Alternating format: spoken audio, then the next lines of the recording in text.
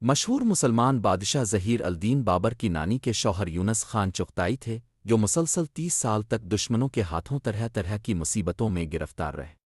ایسے میں وفادار نیک بیوی نے خاوند کا پورا ساتھ دیا اور ہر مصیبت میں ان کی شریک رہے۔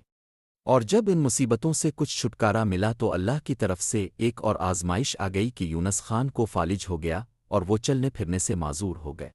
ان کی لمبی بیماری میں ان کی بیوی نے ان کی خوب خدمت کی، اور جب تک شوہر زندہ رہے بیوی نے ان کا ساتھ نہ چھوڑا۔ ہمایوں نامہ سندھ کے بادشاہ حسین شاہ کی بیٹی مرزا کامران کی بیوی تھی، جو کہ کابل کا حکمران تھا۔ مرزا کامران ہمایوں بادشاہ کا بھائی تھا اور دونوں کی آپس میں نہ بنتی تھی، لہذا ہمایوں نے مرزا کامران کی آنکھوں میں سلائی پھر وادی تاکہ وہ اندھا ہو جائے اور آئندہ ہمایوں کی مخالفت میں کھڑا نہ ہو سکے۔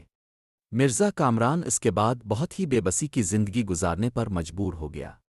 ایسے معذوری کے وقت میں بیگم نے خاوند کا بھرپور ساتھ دیا۔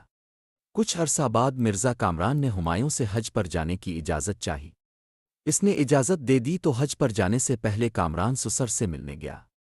سسر نے بڑی مہمان نوازی کی، لہذا جب مرزا کامران نے سسر سے حج کے لیے روانگی کی اجازت چاہی تو بیٹی نے بھی ساتھ جانے پر اصرار کیا۔ حسین شاہ نے اپنی بیٹی کو مرزا کامران سے علیحدگی اختیار کرنے پر قائل کرنا چاہا اور اپنے پاس ہی عیش و آرام کی زندگی گزارنے کو کہا، مگر باوفا بیوی نے اپنے اندھے خاوند کو بے سہارا چھوڑنا بالکل گوارا نہ کیا۔ بار بار اس کی زبان پر تھا کہ میں اپنے شوہر کو ایسی حالت میں کیسے چھوڑ سکتی ہوں، جبکہ اسے کچھ دکھائی نہیں دیتا، اسے اب میرے سہارے کی ضرورت ہے۔ آخر کار وہ بھی اپنے شوہر مرزا کامران کے ساتھ کشتی میں بیٹھ گئی۔